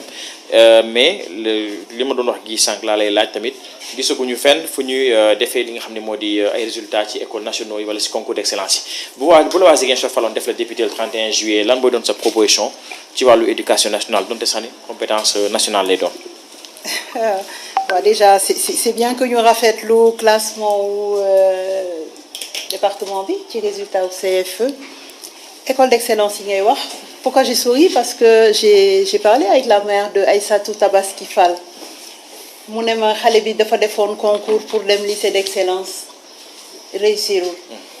mu toog di jooy papa ji ne ko bul jooy tu peux rester ici et être excellente mu génneel ñu décrocher son bac S1 avec la mention très bien donc sant yàlla mais dellu si ne wax le baromètre que vous voulez prendre par rapport au concours général école yi koy def parfois dañuy def option dañuy ne ils font parce que ces élèves là yi ñuy yóbbu concours général dañu leen di jël en charge tàggat leen vraiment renforcer leen pour ñu mun a am être dans les meilleures dispositions pour mun a def concours boobu ñun de man maa ne avec le qui gérait la commission éducation bi yëpp sax ñu ngi ciy liggéey ñu xool naka la ñuy déceler talent yi def créer ay synergie ñu commencé ñun tàggat suñu ay doom ndax man nee naa leen dama bëri ci dër dama bëgg fi mu toll ni ci département bi waruma ko wax sax ndax léegi maa ngi uti département waaye dama bëggoon ca ñagis ba ma nekkee meeru ñagis kot dama bëgg fu ñuy tudd lu baax ci département bi ñagis bokk ci mais loolu dañ koy teel a commencé ci bu ñuy nekk xale. Saluer aussi tous les investissements qui ont été faits en matière d'éducation yaakaar naa ni kuy wax dëgg te dëgg rek tax ngay wax État du Sénégal li mu investir ci éducation bi moo xam ci résorption abri provisoire moo xam ci recrutement enseignants yi bu ci mujjee 5000 enseignants la moo xam ci revalorisation wu salaire u enseignants yi moo xam aussi ci accompagnement ci matériel pédagogique foog naa ni loolu ñëpp dañ koy saluer te mu ngi feeñ ci résultats yi ñuy am l'éducation daal wax dëgg yàlla fi mu toll nii au niveau de ce département là xanaa ñuy wax waxu voilà assez aérien mais yaakaar naa ni dara du doy waaye jéego yi ñu fi def ñëpp a ngi koy gis ma dellu si waat wax man it tout le monde s'offusque su ma toogee léegi wala kenn mënoon nañ ko woo léegi ne ko non c'est-à-dire au niveau du village le village de Mandina Manjaak y a pas d'école nga génn yuux y a pas d'école mais Mandina Manjaak ñëpp a ngi fii ñibbiseeguñu parce que dafa am ay ratio yuy justifier ñu ibbi école fenn population yi bu ñu demee dellu seeguñu nombre bi fa nekk il n'est pas encore critique pour l'ouverture d'une école loolu ñun ñoo war a def plaidoyer en tant que député mais ci kaw ñu xam ko déjà gis ne ñun de fii ñu nekk on a besoin d'une politique on a besoin pas seulement d'une politique un accompagnement pour ces zones une discrimination positive pour ces zones-là parce que population yi bu ñu bëggee ñibbisi pour nga ñibbisi quitter Néma 2 bii nga nekk faw aussi poy dellu Mandina Manjaak ngay dellu Saint-Louis Mankagne faw ni ko waa Mbissine defee dellu faw aussi nga am yenn infrastructure de base yi à ce moment-là il s'agira plus de voir des ratios mais il s'agira d'accompagner une politique de retour te loolu tamit suñu rôle la ñun en tant que député ñu mun fa taxaw mën ko défendre c'est valable pour l'éducation c'est valable pour la santé et c'est valable aussi pour tout ce qui est même par rapport à l'eau nit yi dañuy ne sama village amul ñun on raisonne en termes de village ñun on raisonne en termes de commune moo tax dernière fois ak maire u Niassia ak maire u Boutoupa dañu toog jël service technique it ne ñun de suñu 3 communes yi foog nañ ni forage bi bu ñu ko doolee bu ñu ko renforcer def ko château d'eau bi nekk Brofay Joola dina mën a polariser les 3 communes loolu day fekk nga xam ko day fekk nga xam ko day fekk nga nangu liggéey day fekk nga da ngay sëgg ci dossier doo dégg coow di tëb te ñun foofu la ñu bëgg taxawee parce que ñi tamit booy laaj day fekk la ngay laaj danga koy xam boo ko xamee ñu wuyu la c'est important taxawaay boobu la ñu bëgg a am. voilà ma dellu si. voilà kon jeex na bële mais si yow la ñuy des parce que c'est ça Coly bi nga xam ne mooy arbitrer le temps de parole mu ne da ngay enchaîner ak beneen 5 minutes mais dañuy évoquer wàllu santé wér-gu-yaram. parce que gis nañ li ñuy tuddee la carte sanitaire nationale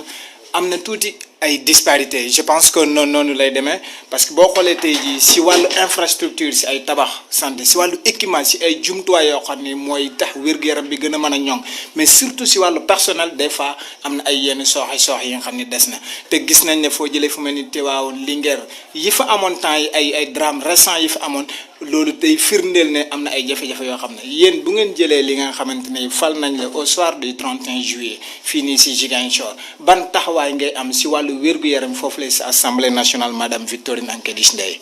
La santé est primordiale balaa nga ne naam ne fa day fekk nga wér et l'accent a été mis par rapport à tout ce qui a trait à la santé. Foog naa ni Sénégal bu ñuy tiitaroo ci ay parce que progrès doo ko mesurer ci 1 2 3 nangam da ngay xool fi nga jóge ak fi nga yegsi te balaa gën a neex sax progrès boobu fekk yow ña nga àndal ñoo fi ne woon nga xool lan naka la ñu bàyyee dëkk bi ak bañ koy jël ak tey fan la ñu yegg. foog naa ni waxu santé buñ ci taxawee déjà pandémie ak Covid bi je pense que Sénégal ràññee na ci boppam. c'est le lieu aussi de saluer les députés ya ca taxawaay gu mot sëkk. ñiy voté projet yooyu yëpp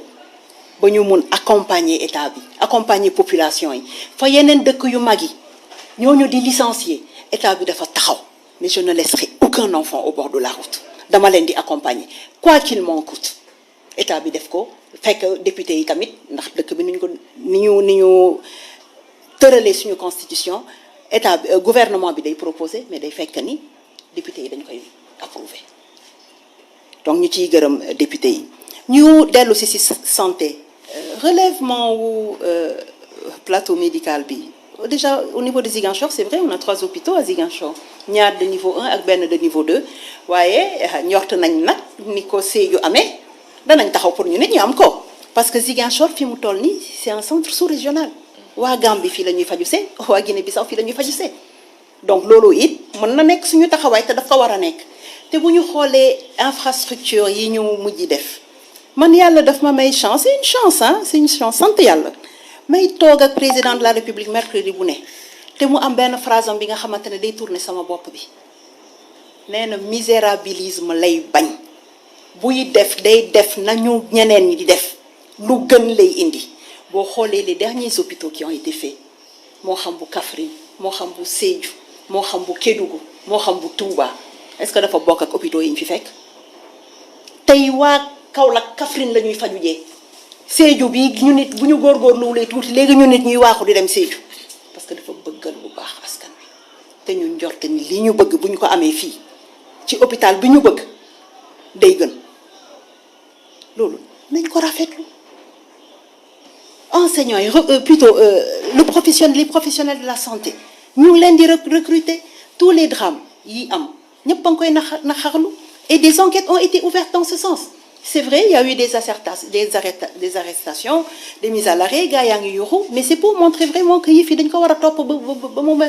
ba yëf yi jaar yoon parce que bakken dafa fort et ça revient encore dinaa ko fi wax chaque fois c'est la même problématique qui se pose. Un moment on a eu à libéraliser ce pays ku ne jóg ibbi école te loolu ñu ngi ciy légiférer di ko régler parce que santé dafa fort santé boo ci nekkee muy santé di éducation c'est un ak député ak maire c'est un sacerdoce du yi nga xamante ne da nga fay dem pour ut fa dara da ngay def pour njëriñu askan wi donc tout ça c'est important de le relever. Par rapport aux investissements je n'aime pas parler de chiffres parce que boo fi waxee chiffres ñu ne c'est-à-dire milliards les milliards ne parlent pas mais aussi les collectivités territoriales man boog ñun fi ñu nekk ci suñu ñaagis ñu ngi def ay jéego bu baax par rapport à la santé. Parce que lépp aussi du état bi au niveau central moo lay recruter yow c'est au niveau de ta commune c'est de voir aussi par rapport au personnel que tu as est-ce qu'on a des matrones parce qu'on ne peut pas aujourd'hui être dans des zones yi nga xamante ne la taille on n'a pas cette taille critique pour demander un centre de santé dans tous les villages mais l'essentiel c'est qu'au niveau de chaque partout où les populations seront il y aura au moins un professionnel qui va pouvoir dispenser les premiers soins mais cette carte sanitaire là on va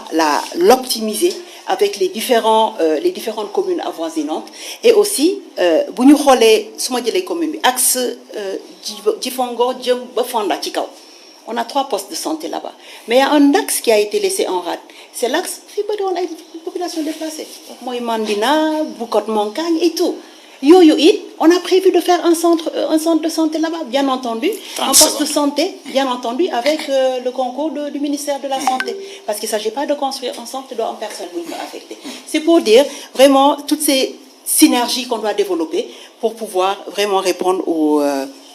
à cette problématique de la santé. Mais suñu taxawaay en tant que député c'est vraiment de faire de Ziguinchor un hub médical sous-régional. voilà ñu ngi may def seen temps de parole bi jeex na ci 5 minutes yooyu dañuy ñëw ci monsieur Guy Marius Sagna mbiru wér-gu-yaram lu am solo la Guy Marius Sagna dafa doon loo xam ne lu yitteel askan wi te lu mënta ñàkk la yow ban taxawaay en tant que député bu fekkee yàlla def na nga falu au soir du 31 juillet ngay ba yéen jéegu ngay indi pour mën a porter doléance population au niveau de l'hémicycle. ñaata temps moo des ci émission bi ñaata temps de parole moom dese. yow ku si nekk 5 minutes daanaka yow am nga benn 5 minutes nii pour mu égalité actuellement c'est égal ok yow donc mais. il a droit à 2 temps de parole. vas-y Guy. non seulement j'ai droit à 2 temps de parole waaye man maa war a mujjee wax. il y a parfois yaa bëggee wax waaw. egguñu am na benn point bu des. maa ngi nuyu waa Bissine démb ci 8 heures maa nga fa woon. courant amu fa. ndox amu fa xam nga ñu ngi wax courant sànq ba léegi mais bari na dëkk yoo xam ne mu ngi ci arrondissement am tey maa ngi nekkoon ci Boutoupa Camaracounda mois de mai mois de juin ndox daanaka dootul am di nuyu waa Bissine di nuyu waa Boutoupa Camaracounda yépp dem nañ ba Mpac fépp fu ñu gis militaire nuyu nañ leen ñuy jaajëfal suñu militaires yi suñu jàmbaar yi nga xam ne ñooy aar suñu kaaraange ñun ñëpp ci ay conditions yu métti ñoom nag mënuñu wax waaye ñun dinañ leen waxal comme ni ñu yàggee waxal homme de tenue yi ñun rek Sénégal ñooy naan il y a un policier pour 5000 habitants alors que la norme c'est un policier pour 1000 habitants ñun rek ñoo koy wax. ñun rek ñooy wax naan agent pénitentiaire yi ñun ñooy di fay ay indemnité 50 000 boo dëkkee Rebeuss wala wetu kaso bu Ziguinchor avec 50 000 francs d'indemnité de logement noo koy amee. De tous les hommes de tenue agents pénitentiaires yi waa service d'hygiène ak pompiers yi ñoom la ñu gën a ñàkkal fayda et je rappelle apparemment ñun li ñuy xeex dafay déranger mais bi ñu fàttewee agents pénitentiaires yi fàtte les services d'hygiène ci augmentation yi ñun ñoo porté combat bi et l'État n'a pas eu d'autre choix que jox leen seen 80 000 voilà à quoi nous servons. non naa ci ñëw. sànq nee na 11 villages Boutoupa Camaracounda ñu ngi koy waaj a def courant may wax ak askanu Ziguinchor askanu Sénégal moytu leen de depuis 10 ans depuis plus de 10 ans tàmm nañ bu ñuy jëm ci wàllu élection ñu teg ay poto ne dañuy indi courant élection passée ñu dindi poto yi fi ma romb yépp wax nañ ma ko tàmm nañ di indi ay tracteur naan dañuy gratter yoon yi wala def fa goudron bi élection bu rombee ñu yëkkati tracteur bi defe naa ne que population yi dootuñu nangu ñu leen di nax parce que dafa yomb trop xaar ba jamono campagne électorale nga naan waaw y a 11 villages yu ñu nar a d'accord xaw ma électrifié loolu bu noppee ci santé. moom nga ma doon wax naa fi sànq ay affaires Ziguinchor. C'est un hôpital pour 350 000 habitants. Norme OMS, c'est un hôpital pour 150 000 habitants. Madame, sur notre hôpital Ziguinchor, de une surcharge de 150 000 personnes. Mangi Massaou, agent de santé, et agent de l'action sociale.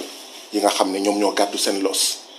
C'est cette surcharge de travail. Lolo moteur matériel bi panne régulièrement. Lolo moteur moy am erreur médicale.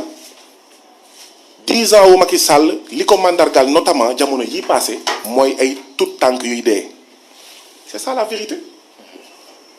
4 femmes par jour meurent au Sénégal d'une grossesse ou des suites d'une grossesse. C'est un scandale que Jigen d'idée en essayant de donner la vie. Mohamed Ndiaye ak Lamine Ba, est-ce que xam ngeen ne chaque jour il y a 50 enfants de moins de 5 ans qui meurent yuy dé ndax sibiru yuy dé ndax bir bu daw. 50 enfants de moins de 5 ans par jour multiplié par 365 jours, ça fait plus de 20 000 enfants. Sans que mu ngi wax waaw chiffres yi yomb na da ngay xool fan nga jëlee en fait Sénégal d'accord tey jii nii il y a 54% de taux d'analphabétisme nañu wax 2012 mais taux boobu mais fan la tolloon et mun naa jël chiffres yëpp donc ça renseigne et c'est important la loi d'orientation hospitalière bi privatisée en 1998 les hôpitaux faut que ñu changer ko ci Assemblée nationale loi boobu mooy expliquer suñu hôpitaux yi seen xar kanam. Et ñom dañoo saboter hôpital du peuple mais hôpital public parce que ñom duñu faju fofu ñun suñuy doom suñuy jabar ñooy wasin ci hôpital public ñooy faju ci hôpital public ñoom bitim réew la ñuy fajoo yenn saa yi sax di dee bitim réew yàlla na leen yàlla yërëm xare leen àjjana maanaam ñun pour ñoom Sénégal c'est un cimetière bu ñuy vacances bitim réew bu ñuy jàng bitim réew bu ñuy faju bitim réew bu ñu deewee nag bon fekk jeex na malheureusement ñu ñëw ñu ne dañ leen di suul fii loolu moo war a jeex kii c'est agent de santé yu ñuy fay 40 000 kii c'est dañu aborder dernier point débat bi te yow yaa am peu de parole après madame après ñu dellu la kaddu nga tëj question emploi des jeunes lañu bëgg a wax yaa ngi ci région boo xam ne gis nga daanaka xale yëpp si li ci gën a bëri ñu ngi si Jakarta bi yow defe naa gisal nga ko sa bopp comme que yaa ngi ñëw Ziguinchor état des lieux bi d'abord lan la jox et puis en tant que député lan mooy doon sa force de proposition pour emploi des jeunes. ma terminer. tu es libre yaa moom sa 5 minutes waaw noo koy utiliser rek baax ay agents de santé fii ci Ziguinchor ak feneen ci Sénégal ñu ngi fayee ko 40 000 50 000 60 000 francs par mois père mère soutien de famille. et avec ça mu war a jaaxal ay nit mu am ay erreurs médicales ay doomu diw di dee ay jabaru diw di dee boobu ana xaalis bi nañ ko génnee seen néeg yi nañ ko génnee seen armoire yi nañu bàyyi xaalis bu ñuy bàyyi tubaab yi di ko yóbbu te dugal ko ci la santé du peuple ñun loolu la ñu wax kenn bëggul sa doom bokk ci 50 enfants de moins de 5 ans yuy dee bés bu nekk Sénégal mais doomu kan mooy dee du doomu ministre de du doomu député de du doomu xawma haut gradé de doomu béykat sàmmkat ñoom la ñu gën a fàtte fii ci Sénégal donc loolu dinañ ko lijjanti ministre de la santé bu ñëwee assemblée nationale dinañ ko ministre de la santé boo bëggee ñu voté sa budget bëggatuñu dégg ci hôpital public ay payooru 40 000 50 000 waaw et l'argent existe fonds politique yu ñuy jël di ko joxe di ko dilapider d'accord nañ ko dugal foofu loolu laa bëggoon wax ci wàllu santé wax naa loi d'orientation hospitalière bi ñu war a changer wane ne privatisation rampante de la santé tey jii nii ñëpp xam nañ ne boo feebaree boo amul xaalis dee nga loolu moo war a jeex emploi xam nga emploi wax naa si sànq naa ci waxaat da ngay départ ci constat bi mooy chaque année dina am ñetti téeméeri junni ndaw yu dugg ci marché de l'emploi 300 000 nouveaux jeunes demandeurs d'emploi conditions yi président Macky Sall di créer pour jox leen emploi 30 000 emplois la leen di jox donc mu am 270 000 jeunes yoo xam ne amuñu xëy amuñu compte chaque année te jeunes yi dañoo nar a yokk lii mooy la réalité aujourd'hui moo tax ñuy jël gaal gi loolu defe naa moom dina ci d'accord loolu mooy réalité bi après ñu xool lan moo ko waral parce que foog nga def diagnostic lan moo ko waral lan moo ko dal lan moo jur jàngoro bi pour indi saafara bi dama ne boo defee politique de préférence étrangère marché yu am solo nga jox ko bitim réew mu ngi mel ni yow da ngay jël sa emploi di ko jox bitim réew boo jëlee nee naa sànq amu fi benn champion national nga jël ay champion yi jóge yeneen réew ay Auchan ay Carrefour ñuy concurrencer suñu marché mais il y a des commerçants yoo xam ne dañoo ñàkk seen marché loolu mooy emploi et d'ailleurs sans être député ñun ñoo tax président Macky Sall en disant Auchan dégage mu jël un décret organisant la présence des magasins de grande surface magasins yi bi ñu fi nekkee amul woon benn texte ñun ñoo Macky Sall obligé jël décret sans être député waaw lim naa yeneen yoo xam ne sans être député am nañ ci ay résultats te kenn fayuñu kenn joxuñu oto kenn voilà donc bu ñu nekkee député foog naa ne affaire bi day daal di en fait gën a neex donc am na politique yoo xam ne foog ñu jëlee ko fi politique yoo xam ne da ngay beral loxo doxandem yi bàyyi doomu réew loolu day yàq emploi nee naa fi 64% des petites et moyennes entreprises meurent avant 3 ans comment est-ce qu'on peut créer de l'emploi comme ça c'est ça la réalité ndax lan président Macky Sall dafa def préférence étrangère bàyyi entreprise yi ñëw marché yi ñëw ñun bu ñu ci amee as tuut sous-traitance donc mënuñu créer emploi croissance bii am toogul fii day dem bitim réew lii mooy situation bi ngay signer APE accord de partenariat économique wax naa ko fi sànq suñu président moo ko signé ki jiite parti am moo ko signé loolu moo sànq les entreprises et loolu moo tax 64% des petites et moyennes entreprises meurent avant 3 ans donc ba pare aménagement du territoire lépp Dakar entreprise yëpp Dakar mais il faut créer des emplois ici et créer des emplois ici mooy bàyyi di importer yu si mel ni blé 91 milliards de blé mburu mën nañ ko def ak dugub ak mbokk ak sorgho day booster l'agriculture di booster l'emploi dans l'agriculture au lieu de jël 91 milliards chaque année de francs CFA di ko jëndee blé. 37 luy mburu blé mais mburu sorgho am na moo gën a baax sax moo gën a baax pour l'emploi gën a baax pour la croissance gën a baax d'accord pour la santé mburu dugub am na. d'accord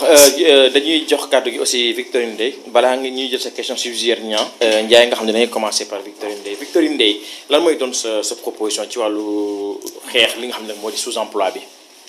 d'accord xanaa nag dinaa jël tuuti sama temps d'antenne pour dellu si par rapport à la mortalité néonatale. li nga xamante ne ce sont des chiffres d'aujourd'hui. Il y a une réduction de 12% du taux de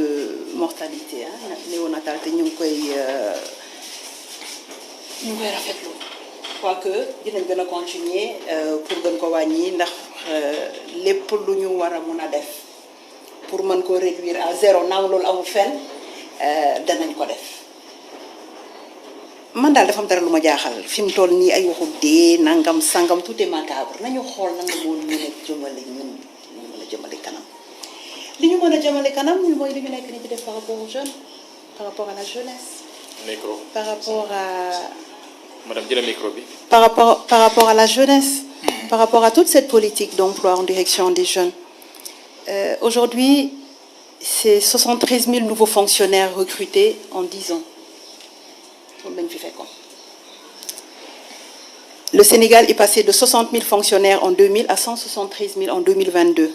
compte tenu des 65 000 ci xëyu ndaw yi, compte tenu de jeunes yëpp ñu financé, compte tenu ak ci convention état employeur bi nga xamante ne dafay dooleel entreprise bi pour mu mun a recruter jeunes ndax mu mun a am expérience parce que entreprise bi amu ci benn intérêt mun na la ne balaa may jël di recruter stagiaire muy jàng métier xaalis boobu xaj na ci man état bi am benn convention bi mu signé ne man état maa lay jàppale yow entrepreneur pour nga mun ma jëlal sama ay ndaw formel ma leen ñooñu bu ñu amee expérience bi mën a dàqee ji structure de financement yi ndax ñoom it fekk ñu ko mokkal ber sa daara politique emploi tey aujourd'hui fan lan mooy par rapport en direction de la jeunesse l'objectif même par rapport à l'éducation c'est d'avoir 30% des apprenants ñu dugal leen ci formation technique parce que dañ koy wax man ku ñëw ne ma am naa master danaa am problème utal ma liggéey ma am problème ndax mënuma forcer nit mu recruter ko waaye ku am métier kooku day yomb jàppale ku am métier day yomb jàppale moo tax tey orientation état bi loolu à travers le 3FPT ñu renforcer capacité yi renforcer par rapport à l'employabilité jàppale ndaw yi ñu am métier bu ñu amee métier ba pare avec la convention état employeur ñu jàppale entrepreneurs yi ñu mën a recruter xale yooyu man leen recruter jël leen en position de stage ñu dem am fa expérience bi bu ñu génnee ñu mun leen utal financement tey sur le marché de l'emploi boo cumuler ñi nekk fonction publique ak ñi nekk dans le secteur privé motuñu 400 000 donc motul dara il nous faut nous orienter vers l'auto-emploi auto-emploi bi lu ci gën a gaaw mooy agriculture te yàlla ñun nag man dama bëgg sax bu ñuy wax ñu koy dellu si département bi wax dëgg yàlla département Ziguinchor lan la ñu am bu ñuy wax retour vers l'agriculture kan moo ci war a gën a mën a taxaw damay bëgg di joxe exemple Gouraf maa ngi koy joxe rek xale yi yàlla catuuma leen de yàlla na leen cat seexlu parce que dafa nekk ay expérience yi nga xaay dañ ko bëgg di ko démultiplier loolooy suñu wareef loolooy orientation état bi tey di pousse les jeunes vers l'auto-emploi mais mu nekk emploi bu décent ndax boo taxawee tuuti Côte d'Ivoire foofu ñi fa yor dëgg du ñu nekk ci bureau yi de ñi di liggéey la ñii di liggéey la terre ñun am nañ kaju ñaata xale ngay toog fekk leen ñoom ñu toog xëy na am nañu tool fekk nañ fa seen parents yi am toolu kaju mais duñ ko exploiter parce que dañ ko def benn activité de traite aujourd'hui dans le cadre de l'agropole il y a cet accompagnement qui permet par rapport à par rapport aux producteurs d'anacarde de les accompagner en même temps de coupler parce que dafa am benn distance bu arbre yi war a am ci diggante ñaari arbre pour kaju yi ñu def fa maraîchage loolu ce sont des initiatives yi nga xamante ne jeunes yi tey il faut qu'on puisse les accompagner. Pour les femmes le problème ne se pose pas femmes yi dañu tàmm am seen ay blocs maraîchers ñu ngi leen di gunge par rapport à cela et aussi de réduire la pénibilité de la 30 tâche. secondes. Oui, de réduire la pénibilité de la tâche. Donc bu ñuy wax waxu les initiatives qui ont été faites en direction de la jeunesse loolu mooy orientation bi c'est de pouvoir fixer à travers la territorialisation des politiques publiques xool zone bu nekk ban potentiel la fa am ñu ñëw fekk leen fa fekk jeunes yi ci potentiel boobu ñu am mun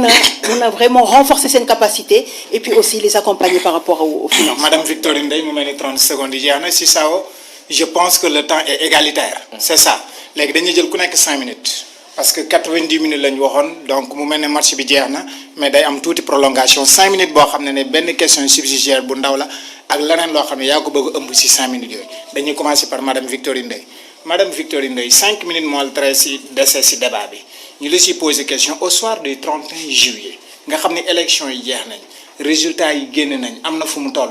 est-ce que pare nga ak lu mën a xew yow nga nangu le verdict des urnes la vérité des urnes yow nga nangu ko carrément ngir loolu rek gën a woote jàmm ji rawatina fii si Ziguinchor ak 5 minutes yooyu leneen loo xam ne bëgg nga ci wax nga ëmbaale ko si biir 5 minutes yooyu merci. mais ñun dañu nekk dans un pays démocratique. Nous avons un système démocratique éprouvé. ay waxu ay sàcc élection kenn waxatu ko fi. lu tax man bu ma gagné ma ne c'est très bien bu ma xalaatee que dama war a perdre may ne dañ ma sàcc non du tout quelle que soit l'issue des élections les résultats on les prendra tels que parce que notre responsabilité c'est quoi c'est de mouiller le maillot jusqu'au vendredi 29 à 23h59 ñu def li ñu war wax ak population yi samedi ñu nañu noppaleku leen dimanche population yi dem voter ku ci ne li nga moom l'essentiel c'est d'avoir le sentiment du devoir accompli et de l'assumer en toute responsabilité ci jàmm ci dal parce que ñun yi neen la c'est nous dans nous ñun kott la élection yi day jeex le 1er août ñu ñaan yàlla ñi ci dem liggéey tranquillement balaa teex ndax kenn mënul développer kenn mënul def dara sans jàmm waaye nag dëkk dafa baax di muy am activiste lañu xaw ñu gësam tuuti assemblée xaw a gis nga daf ci baax ndax loolu tamit daf ci bokk amul problème daf yàqul dara ci yëf yi day dolli ñeex ci cere bi rek par rapport à par rapport ak suñu position de député ñun lan la ñu namm def assemblée nationale mooy représenter le département dignement représenter le département lépp li ñu xalaat ni war na mun a baax ci njaboot bi su njabootu département bi bien entendu ñu taxaw fa thème indi ko taxaw fa thème avec vraiment une approche orientée résultat une approche orientée solution ñu xool lépp lu ñu xalaat li nga xamante ne tëgg nañ ko ci dëkk bi ci à travers le PSE ñu mën ko indi fii indi ko naam ñëw na ñu gën ko buñ ci mënee dolli sax ñu dolli parce que defuñu ko pour keneen pour population bi lañ ko defaral tey bu ñu amee tey bu population yi ñemee dellu dégg naa ñuy wax waxu Bissine tey dama dem Bissine dégg témoignage wu le monsieur dafa pare ma ne ko j'avais la chair de poule sama rongoñ nag dafa xaw a j'ai la larme très difficile waaye sama yaram bi dafa doon daw tellement témoignage bi mu def ñooñu ma ne ko li nga wax nii dafa rafet et puis ay xale fekkee ko parce que jeunes yi ils sont fougueux c'est normal dañuy am 20 ans fekkeewuñu histoire bi xamuñu li fi xew ils veulent tout de suite qui n'a pas été jeune mais c'est à nous de pouvoir vraiment tette leen won leen yoon bi et puis ne leen aussi en toute chose il faut savoir raison garder c'est vrai d'autres dinañu xam mais ñun qu'on garde les pieds sur terre qu'on garde la tête bien vissée sur les épaules wax ak ñoom won leen yoon bi et vraiment le soir du 31 juillet garder cette majorité là qui nous permet au-delà de la paix au-delà de la mobilité qu'on a pu le problème de la mobilité qui a pu être résorbé vraiment passer à l'échelle par rapport à la transformation structurelle du département à travers l'agropole à travers tous les projets et programmes à travers l'accompagnement dégg naa ñuy wax waxu maïs mais c'est extraordinaire c'est bien qu'on en parle parce que agropole bi ñett la anacarde maïs ak mango aujourd'hui le maïs même par rapport à l'élevage à l'intensification de l'élevage aliment bétail bi maïs la aujourd'hui c'est l'orientation au niveau du ministère de l'agriculture et je suis heureuse que les gens en parlent la ñuy xëy na nag ñu dañoo bëriwul bruit xëy na peut-être dañu war a dem def formation activiste waaye lu bari ñu ngi koy tëgg di ci pousse xale yi ñu ciy liggéey Peut-être aussi, il faudra qu'on en parle encore et encore. S'il faut faire des forats, on le fera. S'il faut faire vraiment qu'on y mais on sera un député bi nga xamantene déjà paay lolu pour xam ko day fekk nga fekkee CRD CDD boo fekkeewulee CDD nooy xamee lan la état bi tëgg munoo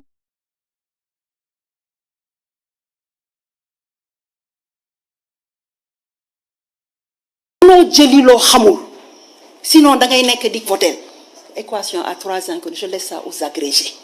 Nous, on est sur le temps de l'action, on est pragmatique. Quelle solution on va apporter aujourd'hui aux populations de Ziguinchor? Quelle solution on va apporter aux jeunes? Quelle solution on va apporter aux femmes? Parce qu'il est temps qu'on passe ce cap-là. Il est temps qu'on oublie les 40 ans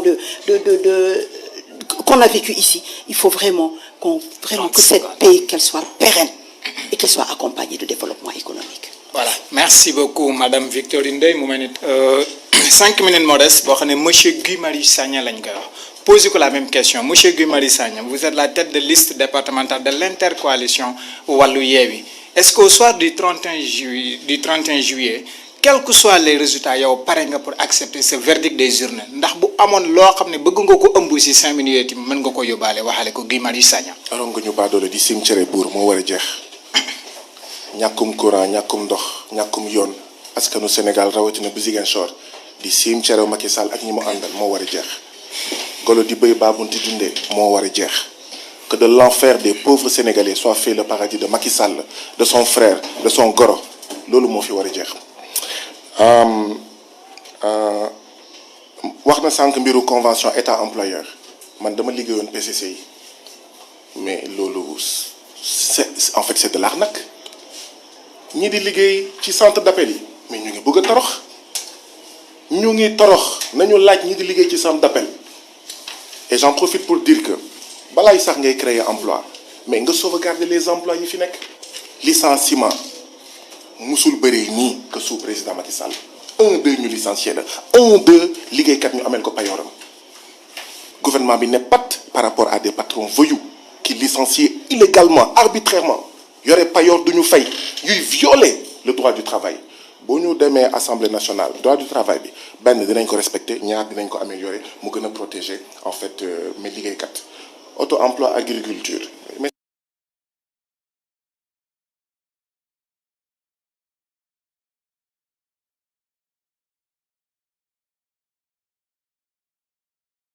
sàcc nañ suufu béykat sàcc nañ suufu may sàmmkat donc motax ñu wara dello la terre à ceux qui la travaillent te lolu dinañ ci taxaw biir assemblée nationale wa Banganga demoon naa fa nenañ na wa Benno Bokk Yaakaar bàyyi di campagne naan bu ngeen votelul Benno Bokk Yaakaar ñu ñëw jëlaat suñu ju en 2019 ci élection présidentielle yi yéen waa Casamance bu ngeen bëggee bokk ci projet Sénégal d'accord votel leen président Macky Sall nañu bàyyi stigmatisation de la Casamance nañu bàyyi manipulation des sentiments ethniques nañu bàyyi manipulation de la crise casamançaise à des fins bassement politiciennes.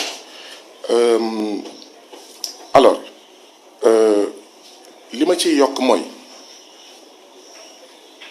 nañu jox xale yi seen carte électeur balaay loolu sax nee na ñi ñuy woowee activiste waaw maanaam baax na ñeex baax na ci cere bi mais kon il faut pas les emprisonner il faut pas les torturer mais vous nous emprisonnez madame vous nous torturez et vous ne dénoncez pas ça et c'est inacceptable torture moo war a jeex Sénégal sa ba takk na suuf ñu tëj la damay dem jëndi reer ñu jàpp ma loolu moo fi war a jeex donc carte électeur yi nañ ko jox ñu bàyyi kidnappé ils ont peur de la jeunesse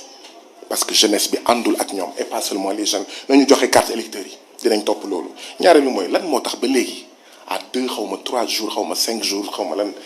où est la carte électorale où est la carte électorale vous pensez que c'est normal vous pensez que c'est fair play mais il est en train de préparer un hold-up ñun nag dinañ ko topp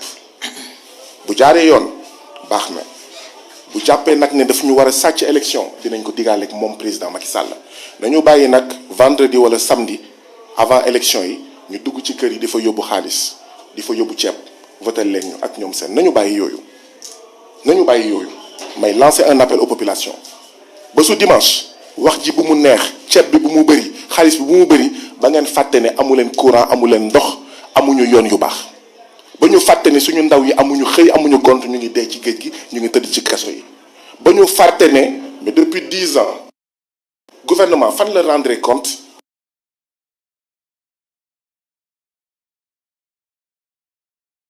au peuple sénégalais de la crise casamançaise ñun bu ñu nekkee député on va jëm lan mooy jafe-jafe yi amul question tabou c'est pas une question qui appartient à Macky Sall ça appartient à tous les Sénégalais donc yooyu itam dinañ ci taxaw donc wax rek mooy damay fàttali mbokk yi ne am na li ma laaj Victorine Ankadish Ndeye soxna Victorine Ankadish Ndeye ma ne ko est-ce que mën nga wax askan wi ndax buñ la falee yow yaa nar a dem assemblée nationale tontu wu ci mooy kon bu ngeen falee Victorine Ankadish Ndeye du moom ngeen di fal waaye même bu dee moom profilam du profilam bu gën a baax bi waa Ziguinchor amee jafe-jafe ñun lañ doon woo fekk dara amul bu waa Casamance amee jafe ñun la ñuy woo bu waa Sénégal amee jafe-jafe ñun la ñuy woo. Mari Sagna mu mel ni mbir yi jeex na dañuy jox Lamine Ba mi